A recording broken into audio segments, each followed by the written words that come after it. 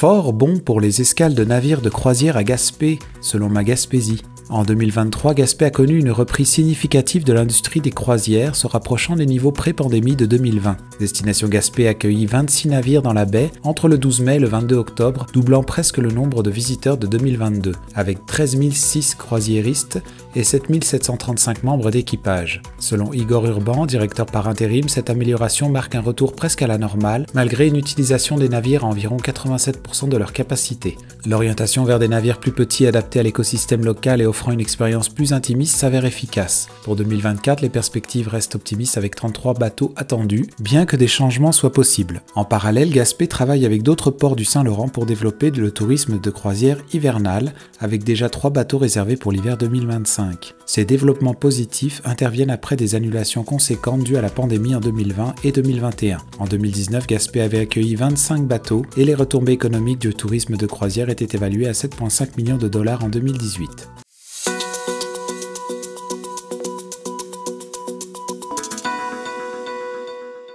Les élus ravis de la rencontre avec François Legault selon Radio Gaspésie. Les élus de la pointe gaspésienne sont sortis très satisfaits de leur rencontre avec le Premier ministre du Québec François Legault. La réunion initialement prévue pour 1 heure s'est étendue à 2 heures, ce que les participants ont interprété comme une générosité de temps de la part du Premier ministre. Le député de Gaspé Stéphane Sainte-Croix s'est dit agréablement surpris par l'attention accordée aux différents dossiers abordés. Le maire de Gaspé, Daniel Côté, a mentionné le dossier des pêches, où bien que le Premier ministre n'ait pas fait d'annonce immédiate, il s'est montré rassurant quant à l'avenir. En matière de transport aérien, François Legault a exprimé son ouverture à soutenir les compagnies aériennes avec un modèle différent de l'actuel. De son côté, le maire de Grande-Rivière, Gino Cyr, est optimiste quant au soutien du Premier ministre pour le projet de zone bleue qui ambitionne de faire de la région un pôle d'expertise dans le secteur des pêches.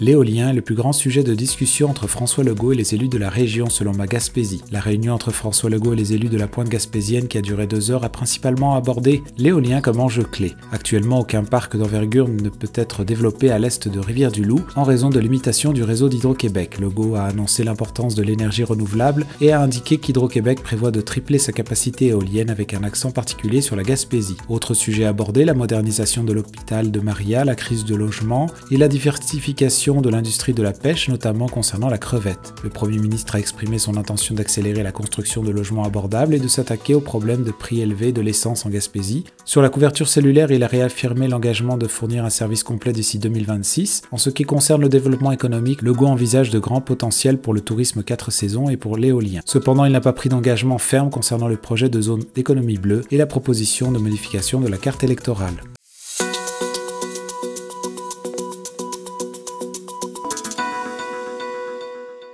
Grève de 3 jours de Front commun selon Ma Gaspésie. Les 7300 travailleurs du Front commun du secteur public en Gaspésie affiliés à la CSN, CSQ, FTQ, APTS entament 3 jours de grève pour revendiquer de meilleures conditions de travail. Les négociations avec le gouvernement stagnent malgré l'intervention d'un conciliateur. La principale pomme de discorde reste les salaires et le régime de retraite. Les discussions avec le Premier ministre François Legault n'ont pas abouti à des avancées significatives, malgré l'évocation des défis régionaux tels que le manque de personnel dans le secteur public. Le Front commun n'écarte pas la possibilité d'une grève générale illimitée si le gouvernement ne montre pas d'ouverture. Il souligne que l'offre gouvernementale de 14,8% d'augmentation salariale ne correspond pas à la réalité, car la majeure partie de cette augmentation se traduit en boni et activités spéciales, laissant la majorité des employés avec une augmentation réelle de 10,3%. Les impacts de la grève toucheront divers secteurs, notamment l'éducation de la santé, avec des services essentiels maintenus mais des ralentissements dans certains départements, et le report de chirurgie élective. Les syndicats mettent en avant les disparités salariales et le retard sur la rémunération globale, surtout dans un secteur où 78% des membres sont des femmes.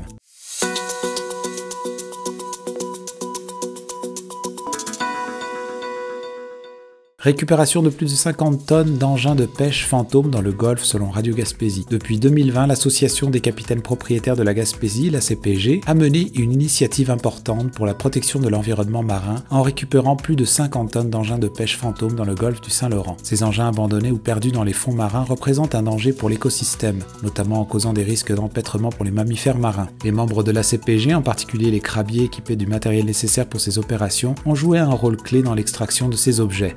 Samantha Bois, responsable des pêcheurs à engins fixes, et Geneviève Miles, coordinatrice au développement des affaires de la CPG, ont détaillé les objets récupérés. La CPG a également mis en place un processus pour la disposition et la valorisation de ces engins fantômes. Geneviève Miles exprime l'espoir que le programme du ministère des Pêches et Océans, qui soutient ces efforts, soit reconduit l'année prochaine, soulignant ainsi l'importance et l'impact positif de cette initiative sur la santé des écosystèmes marins.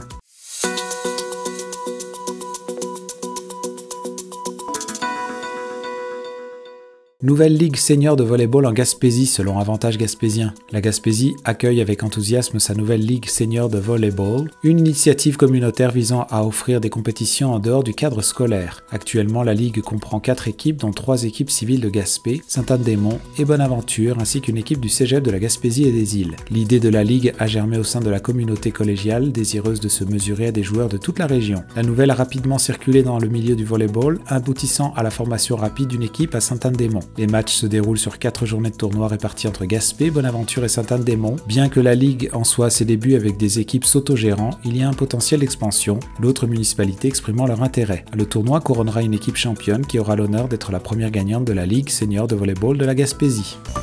Vous écoutez votre reflet d'ici. Revoyez tous nos reportages sur notre site internet.